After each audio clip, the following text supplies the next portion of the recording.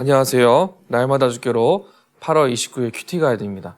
오늘 함께 보실 말씀은 창세기 16장 1절에서 6절의 말씀입니다. 아이를 갖게 된다는 것은 기쁘고 감사한 일입니다. 자녀가 주는 기쁨이 있습니다. 그런데 아이를 갖지 못하는 일과 갖게 되는 일로 인해 멸시와 원망이 나타나게 되고 이것이 점점 신앙의 기초와 말의 고백으로 나타나게 될 때, 그로 인해 관계가 어려워지게 될 때 우리의 마음이 흔들리게 되는 때가 있습니다. 그때 우리 자신을 돌아볼 수 있는 지혜가 필요합니다. 오늘 본문은 이와 같은 답답한 문자 속에서 우리 자신을 어떻게 말씀으로 돌아보아야 하는지, 나라면 이런 상황 속에서 어떻게 할 수 있는지 본문에 원하지 않았지만 답답한 상황 속에 있는 사례의 모습을 통하여 우리 자신을 발견하고 어떻게 나아갈지를 함께 찾고 구하는 귀한 시간 되기를 간절히 소망합니다. 1번입니다. 사례가 출산하지 못하는 이유가 무엇입니까? 2절입니다. 사례가 아브라함에게 이르되 여호와께서 내 출산을 허락하지 아니하셨으니 원하건대 내 요종에게 들어가라. 내가 혹 그로 말미암아 자녀를 얻을까 하노라. 하매 아브라함이 사례의 말을 들으니라. 하나님께서 출산을 허락하지 않으셨다라는 부분의 기록이 있습니다. 사례가 이 말을 고백합니다. 그 말인즉슨 사례는 자신이 왜 임신을 못하는지에 대해서 분명히 그 일을 알고 있습니다. 그렇다면 이 문제 해결도 하나님께 있음을 사례가 보아야 하는데 지금 눈앞에 보인 문제 해결점에 집중하여서 하나님께 구하지 않는 사례의 모습이 본문에 기록이 되어 있습니다. 하나님께 뜻이 있고 계획이 있음을 그녀가 이 안에서 알았더라면 하나님께 더 집중을 했었어야 되는데 그러지 않았다라는 것이죠. 하나님을 바라보아야 하는데 그렇지 못한 사례가 있었음을 성경은 우리에게 보여주고 있습니다. 2번입니다. 사례는 아브라함에게 무엇을 제안하니까? 다시 2절입니다. 사례가 아브라함에게 이르되 여호와께서 내 출산을 허락하지 아니하셨으니 원하건대 내 요종에게 들어가라. 내가 혹 그로 말미암아 자녀를 얻을까 하노라. 하매 아브라함이 사례의 말을 들으니라. 내 요종에게 들어가라 라고 말을 합니다. 자신이 할 수 없음을 스스로 인정하고 눈에 보이는 상황에서의 문제를 해결하려고 하는 것이죠. 육체적 한계로 인해 현실적인 차선책을 그녀가 택하게 됩니다.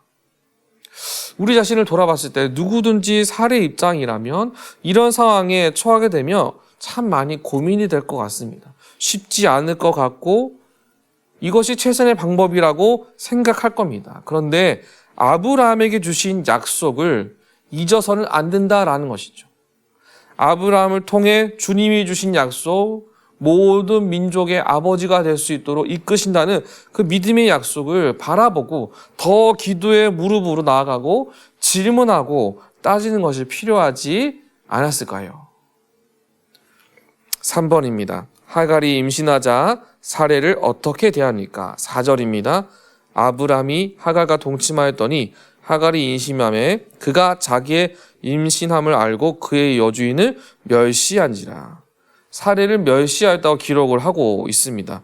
사례의 선택이 오히려 사례를 더 힘들게 하는 장면으로 바뀌어지게 됩니다.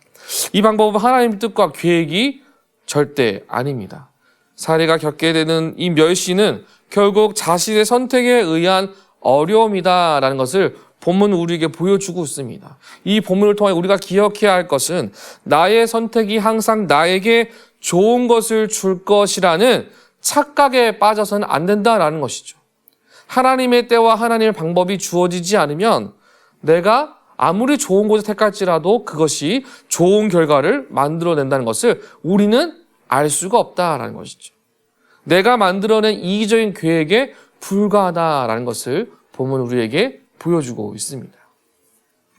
4번입니다. 사례는 자기 방법으로 계획을 실행한 후에 또 다른 문제가 생기자 그 문제를 어떻게 해결하고 있는지 묵상해 봅시다. 강박한 마음의 선택이 문제를 눈앞에서 치워버리듯이 하갈을 학대하여 쫓아내는 선택을 하게 됩니다. 하나님을 믿는 자가 문제 앞에서 인격이 무너지고 상대방을 무례히 여기며 자신의 눈앞에서 치워버리려고 하는 악한 모습을 갖게 되는 것을 사례를 통해 보게 됩니다. 저와 여러분의 해결점은 이 본문을 통하여 하나님이 주신 마음, 그 은혜를 버릴 수 있는 선택을 일상에서 만나는 모든 문제 앞에서 하지 않는 것이 가장 중요한 것입니다. 사례의 모델을 통하여 우리 자신도 똑같은 문제에 부딪혔을 때 사례와 똑같이 문제를 치워버리는 것이 아니라 그 안에 숨어있는 하나님의 뜻과 계획이 무엇인지를 더 간구하고 질문하고 묻는 것, 그것이 우리에게 필요한 모습이지 않을까요? 끝까지 이해되지 않고 어렵더라도 옳고 그름의 기준에서 말씀을 지키는 선택과 해결이 필요한 것을 기억하시기 바랍니다. 마지막 5번입니다. 나는 하나님께 방법을 구합니까? 아니면 내 방법대로 하나님이 일하시길 구합니까? 내 뜻이 하나님과의 뜻과 부딪히지 않으려면 무엇이 필요한지 생각해 봅시다. 많은 방법과 생각들과 고민과 한숨이 있을 때마다 우리는 잠언 16장 9절의 말씀을 기억하셔야 합니다.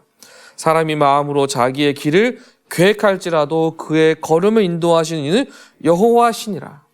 이 말씀에 힘입어 하나님의 택하심, 하나님이 이루어 가시는 배경을 내가 인정하고 기억하며 겸손히 나아가는 은혜와 축복이 우리 안에 함께 하시기를 주님의 이름으로 축복합니다.